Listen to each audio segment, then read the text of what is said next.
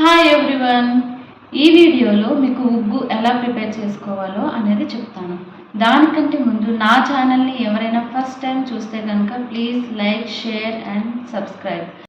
ఈ వీడియోలో ఉగ్గు ఎలా ప్రిపేర్ చేసుకోవాలి, అసలు దాని యూజెస్ ఏంటి, ఏ రేషియోలో తీసుకోవాలి, ఏ ఏజ్ పిల్లలు తినాలి, ఎలా తినిపించాలి, మీకున్న ప్రతి ఒక్క డౌట్ అనేది వీడియో ఎండ్ వరకు చూస్తే కనుక మీకు మొత్తం క్లియర్ అయితే అయిపోతుందండి. ఫస్ట్ ఉగ్గుని ప్రిపేర్ చేసుకోవడానికి కావాల్సిన ఐటమ్స్ అయితే చెప్తాను. కందిపప్పు, పెసరపప్పు, మక్కన్ చాలా ఇంపార్టెంట్ అండి. అది కిందన ఉండేది అది బాదం, మినప్పప్పు, జీరా ఇది డైజెషన్కి కంపల్సరీ కావాల్సిందండి. శనగపప్పు అండ్ వామ్ కూడా డైజెషన్ కోసమే వేస్తారండి. ఇంకా రైస్ అయితే తీసుకున్నా. సో రైస్ అనేది ముందుగానే నేను మెజర్మెంట్ చేసి అయితే పెట్టుకున్నాను. ఆ గ్లాస్ ఉంది కదా, ఆ గ్లాస్తో 4 గ్లాసెస్ ఆఫ్ రైస్ అనేది తీసుకున్నాను. ముందుగానే మెజర్ చేసుకొని అయితే ఉంచుకున్నా. సో ఇవన్నీ ఉండాలి ఉగ్గు చేయడానికి. చాలా హెల్తీ అండ్ చాలా టేస్టీగా కూడా ఉంటుంది పిల్లలకి. ఇప్పుడు అసలైన ప్రాసెస్ స్టార్ట్ అండి. మనం మెజర్మెంట్స్ అనేవి ఎప్పుడైనా సరే కరెక్ట్గా తీసుకోవాలి, లేదంటే కనుక పిల్లలకి డైజెషన్ అవ్వడానికి కష్టం అవుతుంది. సో నేను చెప్పేది కరెక్ట్గా వినండి. ఏ గ్లాస్తో అయితే మనం మెజర్మెంట్ అనేది తీసుకున్నామో అదే గ్లాస్తో అన్నీ కూడా మెజర్ చేయాలండి. సో మనం ఏ గ్లాస్తో అయితే రైస్ని మెజర్ చేసామో అదే గ్లాస్తో ఈ పప్పుల్ని అన్నిటిని కూడా మనం మెజర్ అనేది చేసుకోవాలి. సో ఫస్ట్ అయితే నేను పెసరపప్పు తీసుకున్నాను. గ్లాస్కి ఫుల్గా కాకుండా కొంచెం గ్యాప్ ఉండేటట్టు వేసుకోండి, ఫుల్గా వేయొద్దు. ఎందుకంటే ప్రతి ఒక్క పప్పులో మనం వేస్తాం కాబట్టి అవి ఎక్కువ అయిపోతాయి. అందుకని గ్లాస్కి కొంచెం తక్కువ ఉండేటట్టు వేసుకోండి, ఓకేనా. నెక్స్ట్ కందిపప్పు తీసుకుంటున్నాం. కందిపప్పు కూడా సేమ్ అలానేనండి. కందిపప్పు కూడా చాలా మంచిది, వాటిలో కూడా చాలా ప్రోటీన్స్ అనేవి ఉంటాయి. సో ఇది కూడా నేను ఫుల్ గ్లాస్ కాకుండా కొంచెం వెళ్తుండేటట్టుగా తీసుకుంటున్నా. ఇది కూడా మనం సపరేట్ బౌల్స్లో వేసుకోవాలి. ఎందుకు అంటే మనం నెక్స్ట్ వేయిస్తామండి. సో వేయించేటప్పుడు ఎలాంటి ఇబ్బంది రాకుండా ఉండాలి అంటే మనం ఫస్ట్గానే వాటిని సపరేట్గా ఉంచుకోవాలి. లేదంటే వేయించేటప్పుడు కొంచెం మనకి కష్టం అయిపోద్ది. అందుకని చెప్పి ఇలా సపరేట్గా చేస్తుంటాను. ఇది మినప్పప్పు అండి.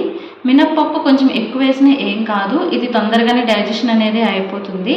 సో ఇదైతే నేను ఫుల్ 1 గ్లాస్ అయితే తీసుకున్నాను. ఇది చాలా మంచిదండి పిల్లల హెల్త్కి, అయితే తొందరగా డైజెషన్ కూడా అవుతుంది. ఏంటి ఇన్ని గిన్నెలా అని అనుకుంటున్నారా?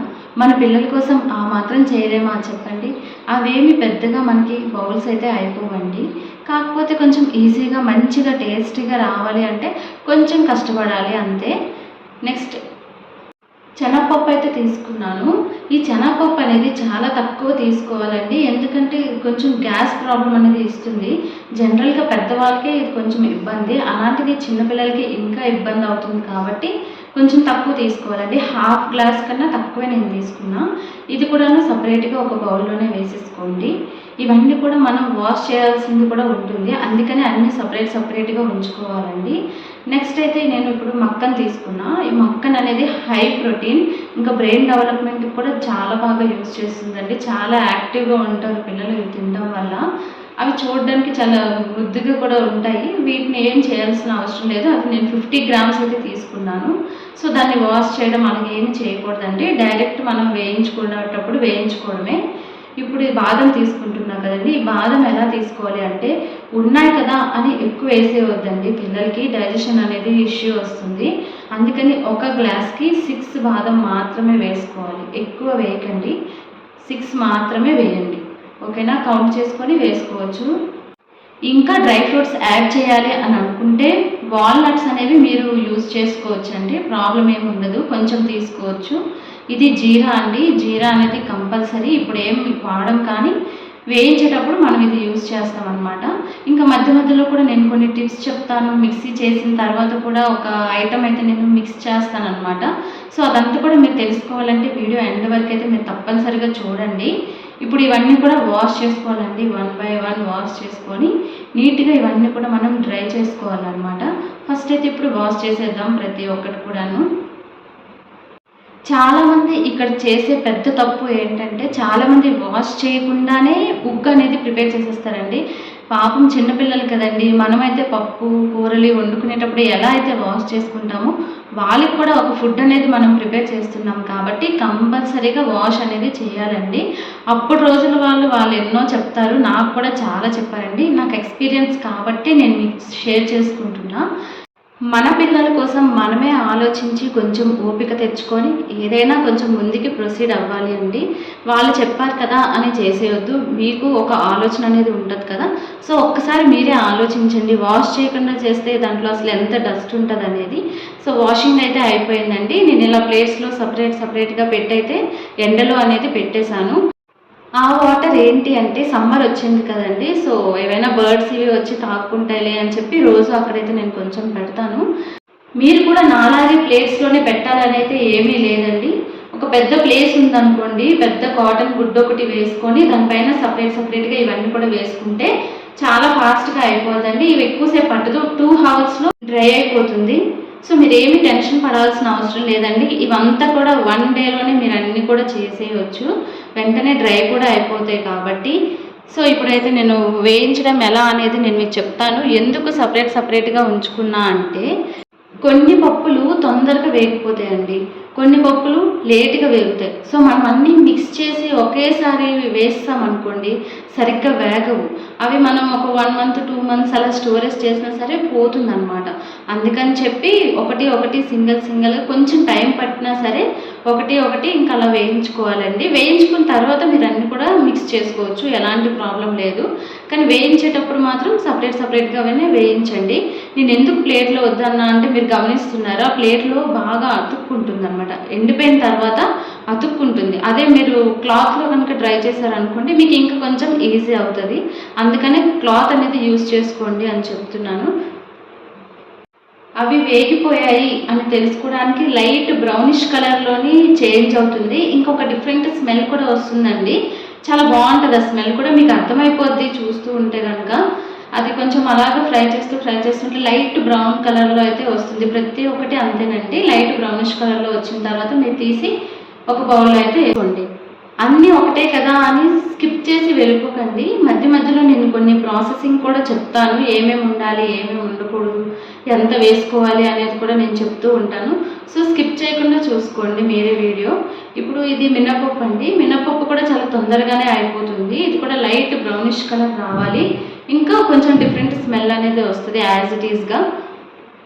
మీరు కనుక కొంచెం ఓపిక తెచ్చుకొని ఇవన్నీ కూడా ఇంట్లోనే చేస్తే దీంట్లో చాలా హెల్త్ బెనిఫిట్స్ అయితే ఉన్నాయండి. మా పాపకి ఇప్పుడు 20 months కాబట్టి నేను రోజుకి ఒక్కసారి మాత్రమే తనకు తినిపిస్తాను. డైలీ మార్నింగ్ అయితే నేను తనకి ఇదే చేసి పెడుతూ ఉంటానండి. ఇంకా ఇప్పుడు అన్నీ తింటూ ఉంది కాబట్టి ఎక్స్ట్రా ఐటమ్స్ ఇంకా అన్నీ కూడా యాడ్ చేస్తుంటాను. సో ఇంకా చిన్నపిల్లలు అనుకోండి 6 to 12 months బేబీస్ అయితే కనుక సెర్లాక్ స్పూన్ ఉంటుంది కదండి, దాంతో 1.5 spoon వేసుకొని మీరు వాళ్ళకి ప్రిపేర్ చేసి పెట్టవచ్చు మార్నింగ్ అండ్ నైట్కి.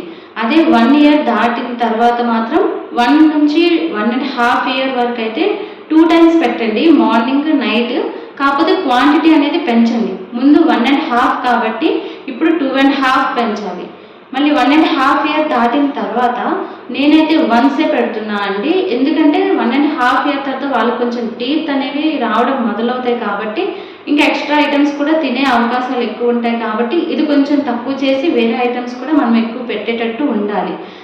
మీకు ఇంకా పిల్లల కోసం ఏమైనా డౌట్స్ ఉంటే ఎలా తినిపించాలి, ఏమేమి తినిపించాలి అనేటట్టు ఉంటే కనుక కమెంట్ సెక్షన్లో కమెంట్ చేయండి. తప్పకుండా మీకు యూజ్ అయ్యే విధంగా నేనైతే వీడియో చేసి మీకు పెడతాను.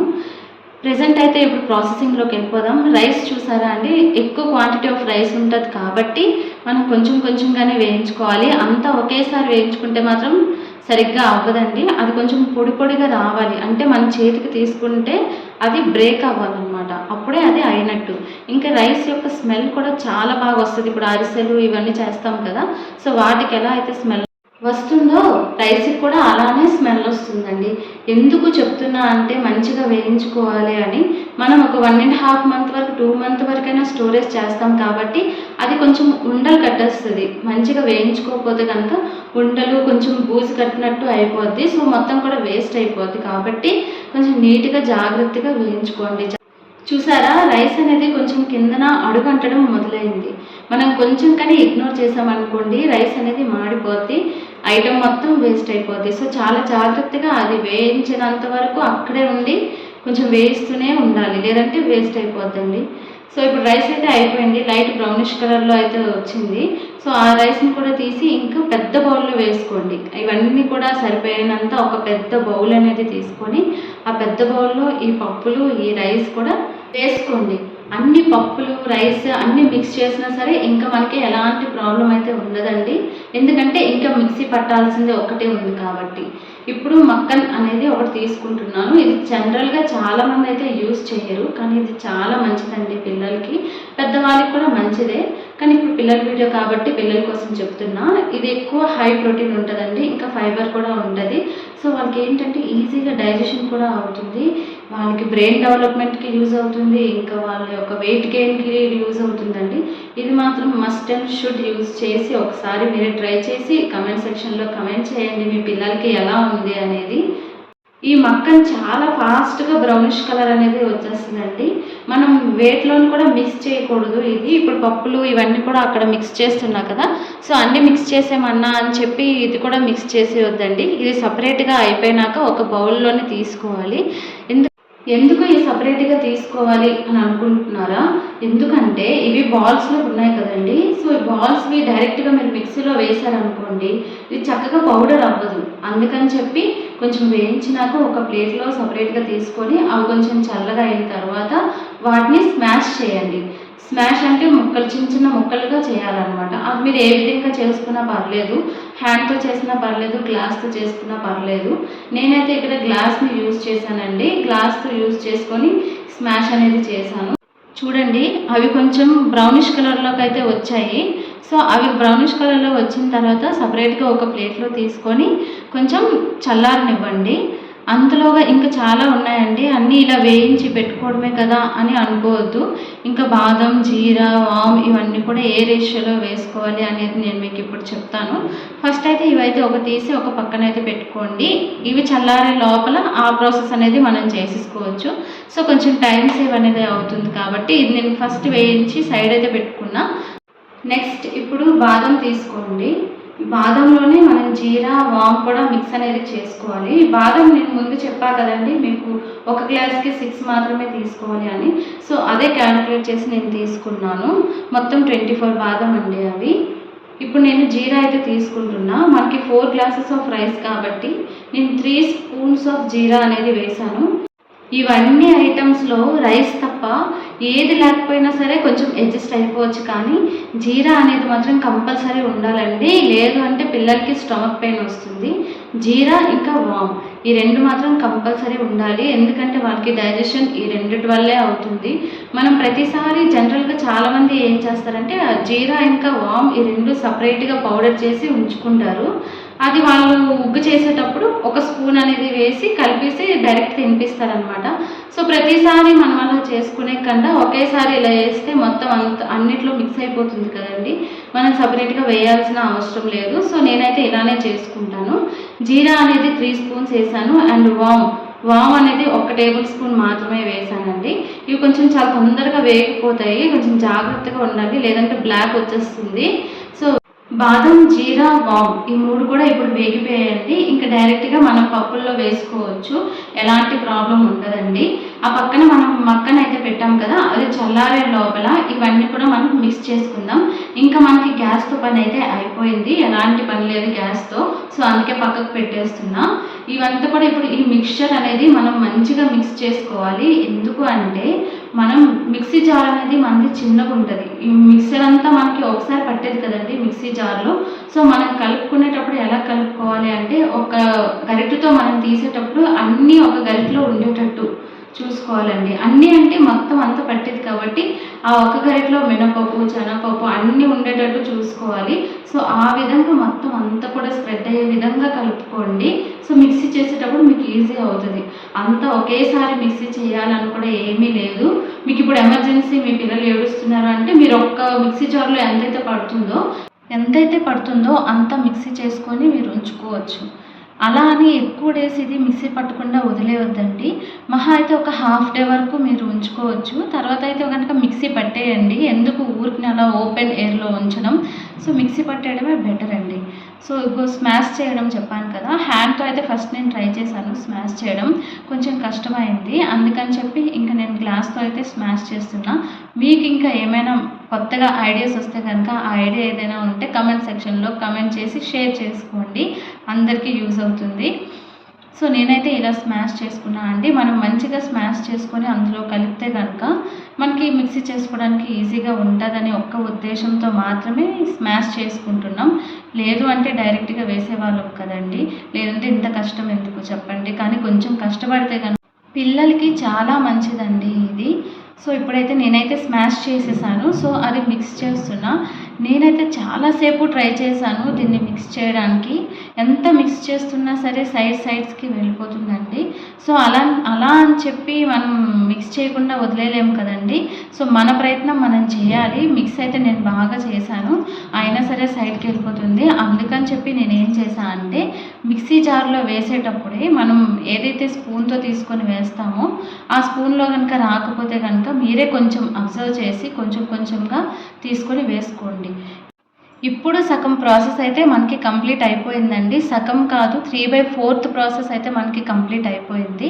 సో, ఇప్పుడు చూడడానికి ఎంతో అందంగా ఉంది కదండీ. అవన్నీ చేస్తే ఎంత టేస్ట్ వస్తది అనుకుంటున్నారు. చాలా బాగుంటుందండి ఉగ్గు. ఇంకో విషయం ఏంటంటే ఇది మొత్తం మిక్సీ పట్టిన తర్వాత ఎలా ప్రిపేర్ చేసుకోవాలి, అసలు ఏ ఏజ్ వాళ్ళకి ఏ కన్సిస్టెన్సీలో ఉండాలి అనేది నేను మీకు నెక్స్ట్ వీడియోలో చెప్తానండి. ఎందుకంటే ఈ వీడియో ఇప్పటికే చాలా లెంతీ అయిపోయింది కాబట్టి ఈ వీడియోకి ఓన్లీ ఈ మిక్సీ చేసి ఇంకొక ఐటమ్ అయితే నేను యాడ్ చేసి నేను మీకు చూపిస్తాను. నెక్స్ట్ వీడియోలో దాని ప్రాసెస్ అయితే ఎలా చేయాలి అనేది నేను మీకు చెప్తాను. ఓకే, ఇప్పుడైతే మిక్సీ పట్టేద్దామండి. ఇదంతా కూడా చక్కగా మిక్స్ చేసుకున్నాం కదా. సో, ఇప్పుడైతే మిక్సీ జార్ తీసుకొని ఆ జార్‌కి తగ్గట్టుగా వేసుకోండి. పూర్తిగా ఫుల్‌గా వేసేయొద్దండి. కొంచెం పైన కొంచెం ఖాళీ ఉండేటట్టు 3/4 మాత్రమే వేసుకోండి. సో, దానివల్ల ఏంటంటే కొంచెం ఫ్రీగా తిరిగి మంచిగా పౌడర్ అనేది అవుతుంది. చాలా ఫైన్‌గా పౌడర్ చేసుకోండి. చాలామంది చెప్తారు కొంచెం బరకగా ఉంటే పిల్లలకి మంచిది, నమిలి తింటారు అని. వాళ్ళకి పళ్ళొచ్చిన తర్వాత మనం వద్దు అన్న ఆటోమేటిక్‌గా వాళ్ళు అన్నీ తింటారండి. మనం ఇలా పెట్టడం వల్ల వాళ్ళకి స్మూత్ ఫుడ్సే అలవాటు అయిపోద్ది అని అంటారు. అలా ఏమీ ఉండదండి. ఇలానే చేయండి. వాళ్ళకి వామిటింగ్ సెన్సేషన్స్ ఇవేమీ రాకుండా చక్కగా తినుకుంటారనమాట. మనం బరకగా చేస్తే వాళ్ళు కొంచెం మింగడం కష్టమవుతుంది. అందుకని చెప్పి నేను ఇలా చెప్తున్నాను. ఎందుకంటే నేను ఆల్రెడీ మా పాపతో ఎక్స్పీరియన్స్ అయ్యానండి. సో, అందుకనే చెప్తున్నాను. బరకగా ఉంటే వాళ్ళు తినరు. కొంచెం స్మూత్‌గానే చేస్తే కొంచెం ఈజీగా తింటారండి. వాళ్ళు పెద్దయినాక ఆటోమేటిక్‌గా అన్నీ తినేస్తారండి. మనం అలవాటు చేసినా చేయకపోయినా అన్నీ తింటారు. సో, మీరేమీ టెన్షన్ పడాల్సిన అవసరం అయితే లేదు. ఓకేనండి. ఇప్పుడు నెక్స్ట్ దీని స్టోరేజ్ అనేది ఎలా చేసుకోవాలి అంటే నేనైతే ఈ మొత్తం మిక్స్చర్ని మిక్సీ పట్టిన తర్వాత ఒక స్టీల్ బౌల్లో స్టోర్ చేసుకుంటా అండి. నాకు డేకి ఒక్కసారి కాబట్టి నేను 2.5 స్పూన్ వేస్తాను మా పాపకి. కాబట్టి అది నాకు ఒక 1.5 మంత్ నుంచి 2 మంత్స్ వరకు అయితే వస్తుందండి ఇది. సో, నేనైతే ఇది స్టీల్ బౌల్లో అయితే ఉంచుకుంటాను.